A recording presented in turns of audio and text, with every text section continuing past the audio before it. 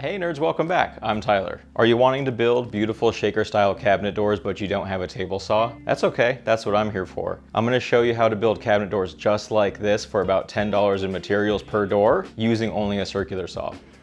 That's awesome! To make these cabinet doors as easy as possible, I'm gonna be making them out of MDF. I have 1/2 inch MDF for the rails and stiles and 1/8 inch MDF for the panel. And I know you're probably thinking MDF is just sawdust compressed together. And while that is true, it's much more resilient than people give it credit for.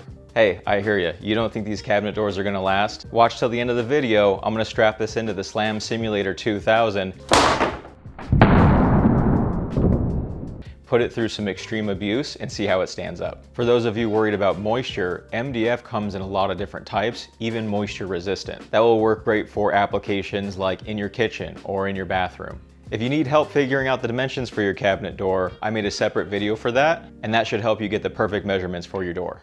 All right, put your pants on, let's get to work. Yours can vary from this, but my plan is gonna be laying the MDF sheet on top of this foam. The foam is really cool because it fully supports your cut.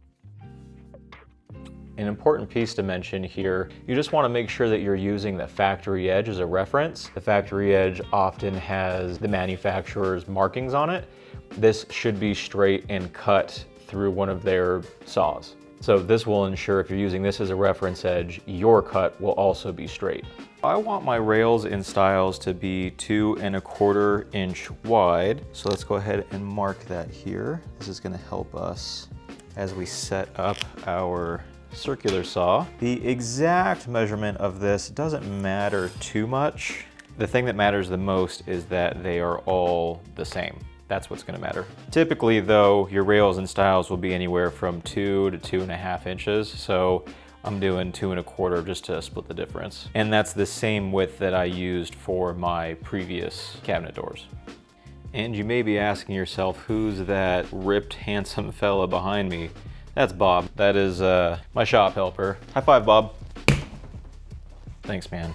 So this is the secret sauce. This is how we're gonna be able to complete these repeatable rip cuts using a circular saw without the use of a table saw. This is the Craig Rip Cut Guide, something like that. I can't remember the exact name, but I'll link this in the description.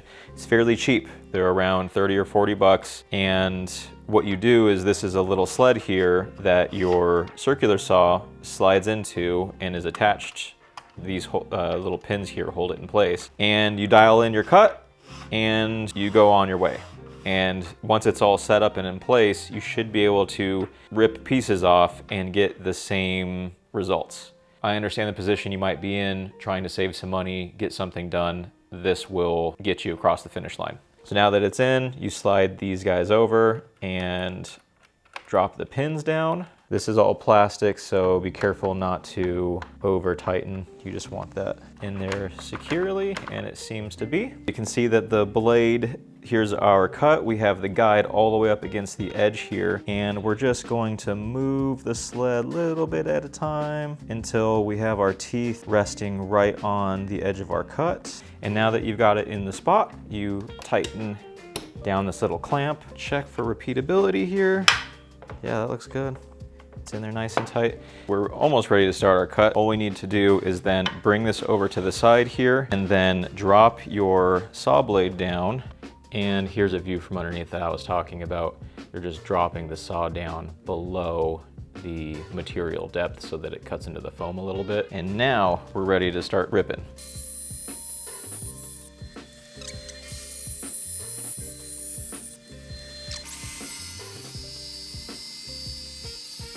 On both sides, we have very straight, consistent widths. So these are all basically the same width, and they seem to be nice, straight, parallel cuts. So that's good. That's good news. This is absolutely usable, and I'm really excited about that result for you guys, because if you're watching this video and you need this, this is exactly what you're looking for. As a demonstration and a good practice, you're gonna have to remove the edges of these anyways, because you want the edge of all of your cuts to be straight. So I don't know, somewhere right there probably. So we'll cut that off. And here's a close-up for you guys to see. You can just see there's little gaps here and there where it was inconsistently cut. Once we knock this off, these gaps right here will be able to close up and you'll have basically perfect cuts. What I'm gonna be using is a speed square, and I'm gonna use this as a guide to help me complete the cut exactly where I want it. That looks like exactly where I want to cut. So if I hold that in place, I could bring a clamp in, clamp this baby down to hold it. Now I could bring this up and confirm, without needing my hand, that with the plate flat up against the edge of this straight edge, that my teeth line up with that cut line. I also don't want to forget to mention, after you remove your saw from the Craig rip guide, you may need to adjust the height of your blade. Double check that before you make these cuts. For me, in my cabinets, 28 inches is what I need.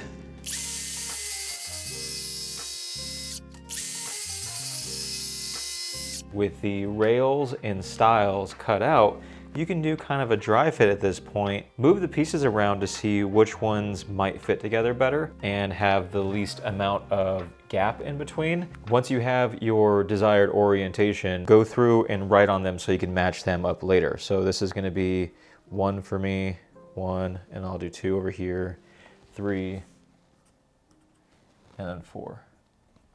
And that way I know, out of all the combinations that I've tested, I like the fit of these best. I'll be able to reassemble these if I separate the components. And actually that's gonna be the next step. What I'm gonna do is I'm gonna take some 220 sandpaper on a little sanding block, and I'm going to sand all of the tool marks that were left from us cutting, and this will give us a little bit nicer of a finish later.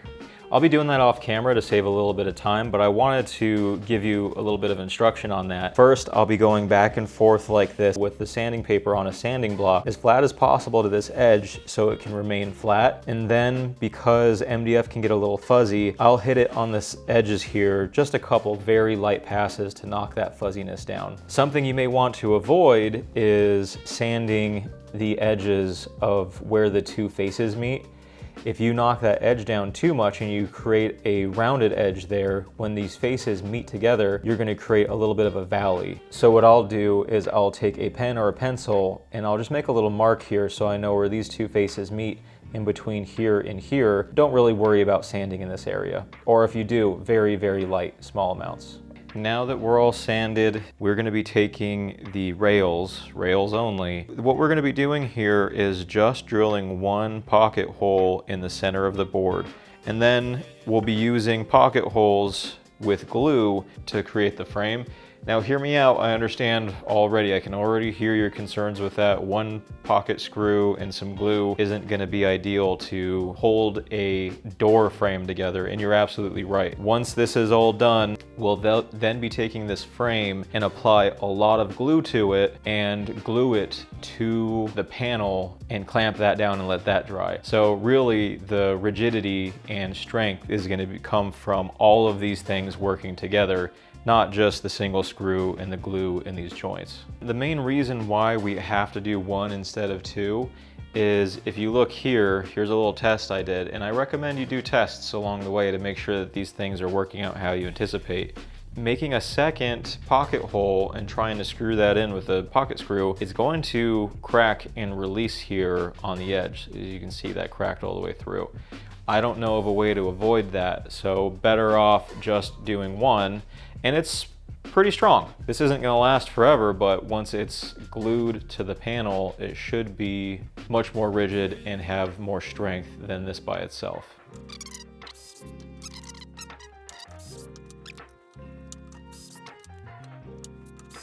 Pretty easy.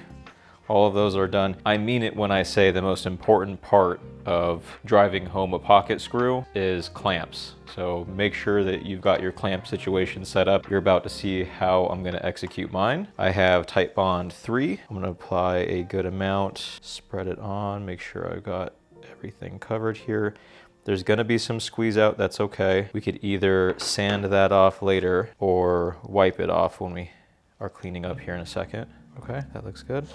Make sure that the pressure is straight. And now this is secured I can now drive my pocket screw in, and I'm using an impact driver, but I have it set on a delicate setting. So setting 1 is delicate, so it shouldn't. You hear that? You hear how it stopped? That should be good. And we'll just clean up the squeeze out. And this will probably require a little sanding at some point in the future. Flip it over. Clean up this squeeze out also.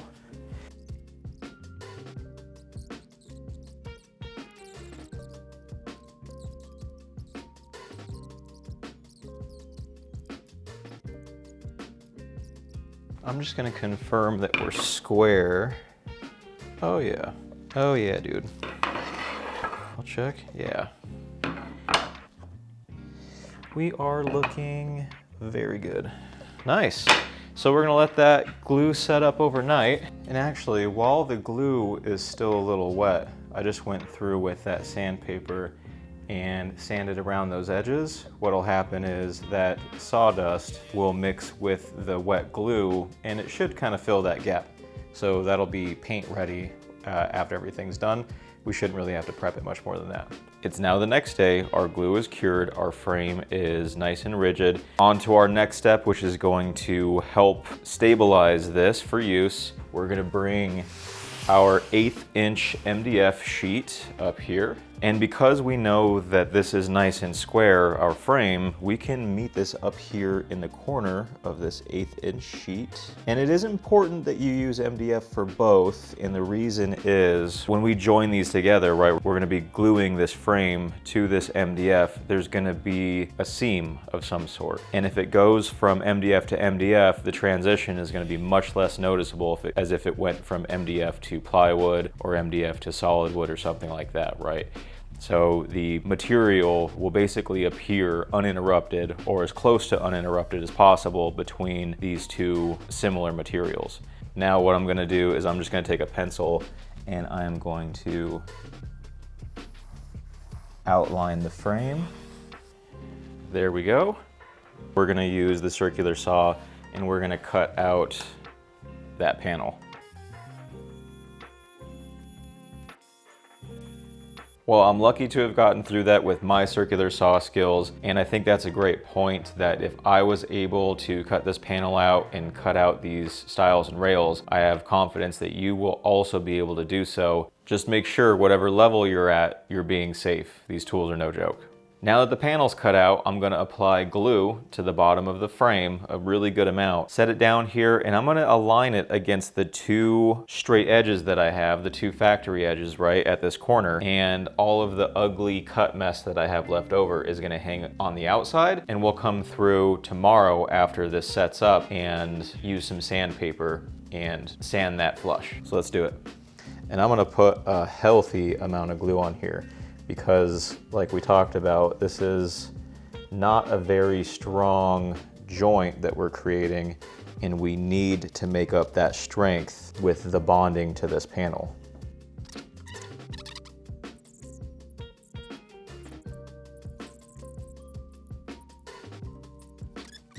Once it kind of sets up a little bit, use a straw and you can come in here and just pick up some of the boogery wood glue that's left. Probably, I would say, I don't know, 15 minutes or something after you set it, and it comes out pretty easy.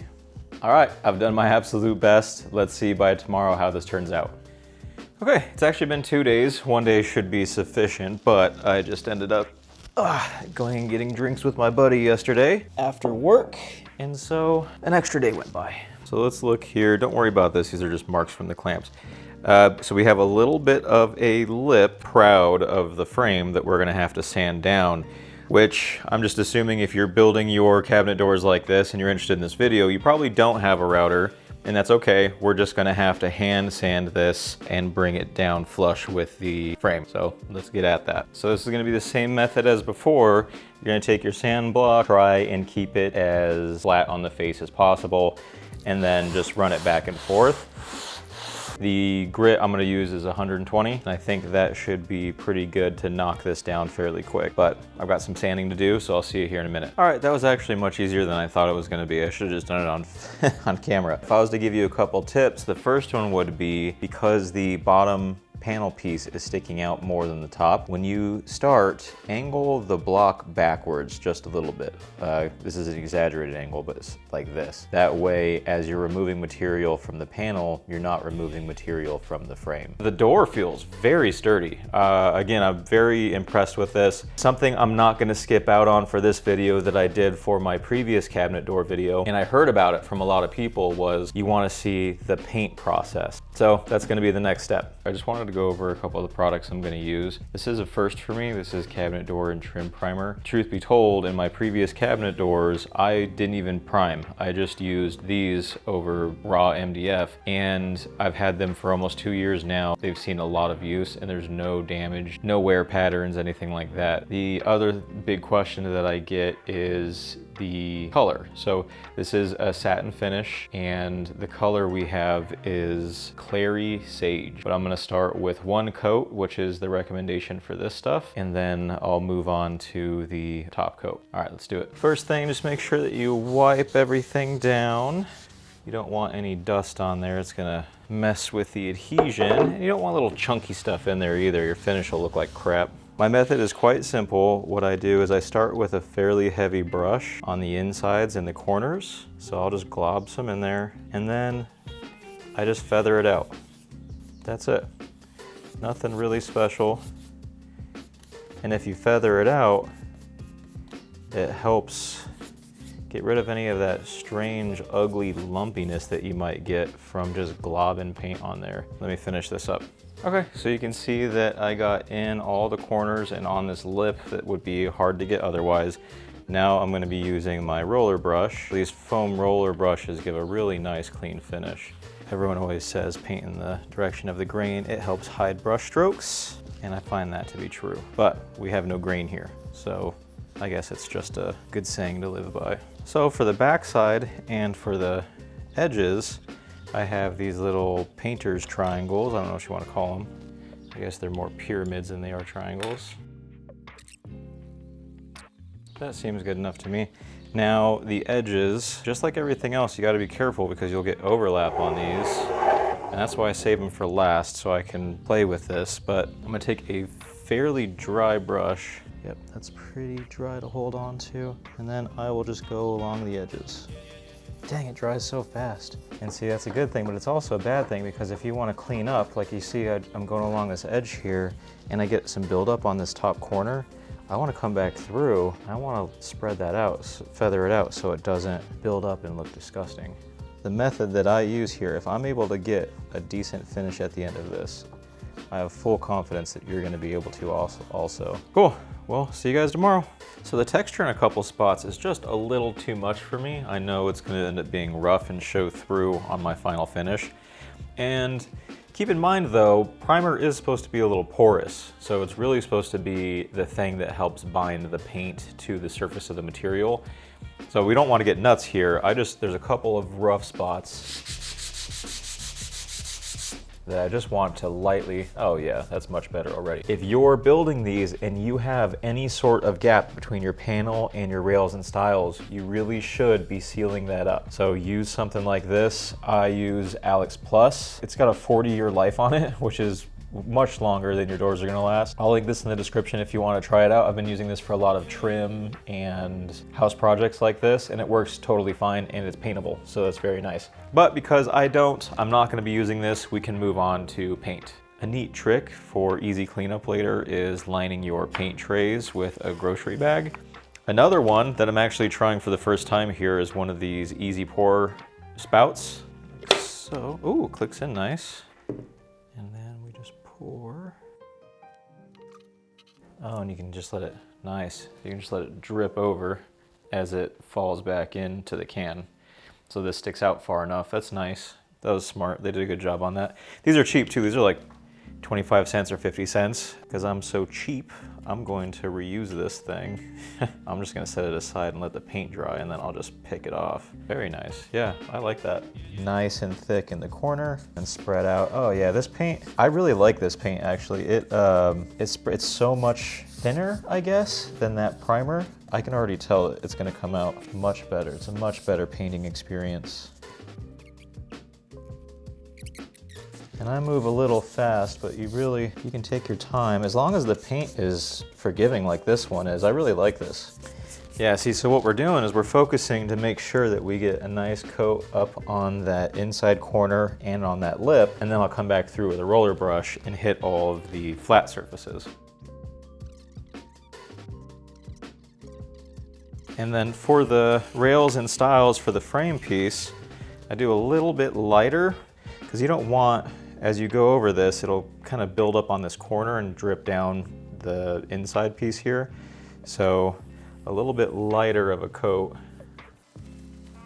And again, I am not a pro at this, you guys, so this is just my method that I use, and it seems to give pretty good results. But if there's any pros out there watching and I make any mistakes, please fill us in the comments so that we can all learn and be better. And if you see anything weird, you can lightly roll over it, and it'll usually take away the thickness that may be there, or this little plastic. If you push really hard, the plastic will kind of make a line. And so if it does make some sort of strange texture, just lightly run your roller brush over it, and it'll usually flatten it out before everything kind of cures up a little bit and becomes tacky. I'm just gonna be doing the same thing on the opposite side, and just like we talked about on the edges, just roll a roller brush up and down the edges, or on the sides I should say, and then clean up the edges so you don't have any buildup. But that's the method, and I'll show you the results when we're done. I'll probably do 3 or 4 coats of this, and I think you need like an hour or 45 minutes or something in between coats. So follow the instructions. Okay, see you guys in a bit. There is a little bit of ugliness here, just a little bit, but for the most part, the door looks really nice. All of this in here looks very nice and clean. The rails and stiles look very clean. So really happy with that. The next thing we're gonna do is install the hardware. The hinges that I installed in our bathroom cabinets are these European style soft close hinges. I think these are really nice. They give a more luxury feel to your cabinets if you don't have soft close already. I recommend them, and I'll link these in the description if you wanna check them out. They're fairly cheap. And in order to create the pocket for the cup for those hinges to fit in, I've got this guide by Craig. For me, I have these set on a 3mm offset is the option. And it's got this little lip here, so all you have to do is find a reference point. My reference point is gonna be where the edge meets up to the edge of the cabinet door. And then all you have to do is clamp these sides down.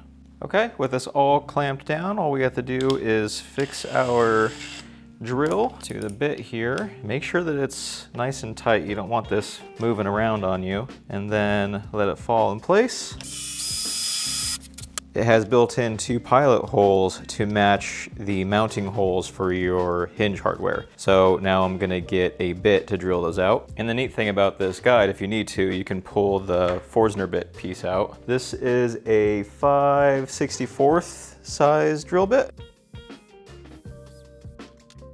And in my experience, these work out really well. Yeah, dead center on the mounting holes there, and the depth for the cup is really nice. Let's do the same thing for the other side. And again, a nice check. Oh yeah, sweet. Nice. Good job me, self high five. Boom. I want my handle hardware to be somewhere around here. What I'm gonna use is another Craig jig here. All you do is set it up so that it meets the holes in your hardware. For me, I have it basically where the top is kind of in line with the bottom of this rail here. So if you're doing upper cabinets, you're gonna want it more towards the bottom of the door. I'm assuming this is a lower floor cabinet, and I want mine a little bit more towards the top so I don't have to bend down to open the doors. So keep that kind of stuff in mind. So let's go ahead, now that we have this in place here, let's go ahead and clamp it down. Okay, and it calls for a 3/16 inch bit. Nothing crazy going on, these just poke through this hole And for me, typically any of the blowout, which there is this in this case, should be mostly covered by the screws, which is nice. Now earlier I mentioned you're going to want to cut at least one extra stile, and this is going to be to help you with mounting the hardware to the cabinet side. Holding this door up and trying to balance it around while you mark and drill holes for mounting this side of the hinge is rough. If you have an extra stile, this is so easy to maneuver, and you can even draw lines so that you can match the cabinet face halfways on each side so that you mount your hardware perfectly in your cabinet. Here we are though, a fully complete with hardware and hardware cabinet door that you can use that you just made using a circular saw. Well, the door's done and looking nice. Maybe too nice. I say we strap this into the Slam Simulator and abuse the shit out of it. Huge shout out to Slam Simulator for sending me their 2000 model, which is Bluetooth and battery powered. Not having the wires is quite helpful. Let's go ahead and crank this baby up and start the simulation. All right, let's start off at the lowest setting. Boop, boop, boop, boop, boop, boop, boop, boop.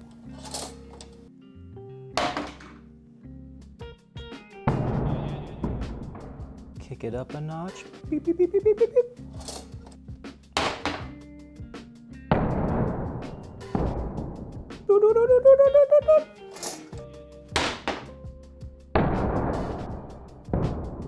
Still looks good. No signs of cracking or not even any damage where the door comes in contact with the wood over here. No separation of the panel from the frame. Let's keep going.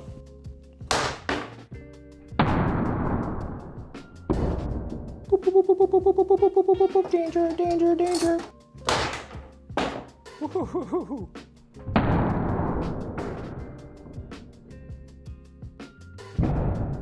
I'm gonna have to ratchet strap this down. That should hold her.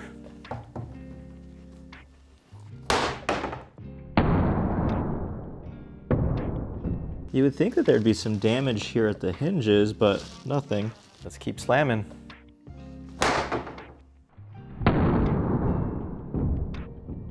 Oh, I think I just broke the... just broke the frickin' Slam Simulator. That was really hard. I have a little bit of damage up here to the paint. As hard as I can. As hard as it can.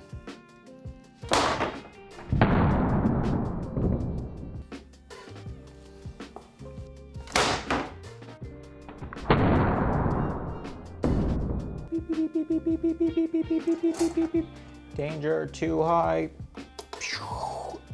Overload. Beep, beep, beep, beep, beep, beep, beep, beep. Oh. That is amazing.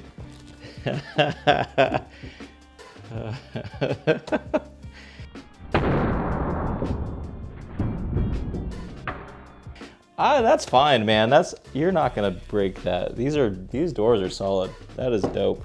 If that happens to your cabinet, it broke the things off. I mean, I get some of that was probably pressure from this, but I was really cranking on this thing. Yeah, that's awesome. Dude, that is nuts. I was not expecting those results. Really cool. The really neat thing about this is the method that we chose to make these cabinet doors is cheap, easy, and fast, whether you use a circular saw or a table saw. And according to these results, it seems that it's also pretty strong. Stronger than the Slam Simulator. Let me know in the comments what you think and if you're gonna make doors like this. And there we go. Hopefully you enjoyed the video. If you like content like this and want to support my channel, I've got links in the description below. I have a bunch of sick shirt designs in my shirt store, options for buying me a drink. It could be a beer or a coffee. And of course my Patreon, where I try to provide you guys something back, including answering questions for supporting me. But thanks again for hanging out with me and building today. I'll see you guys next time.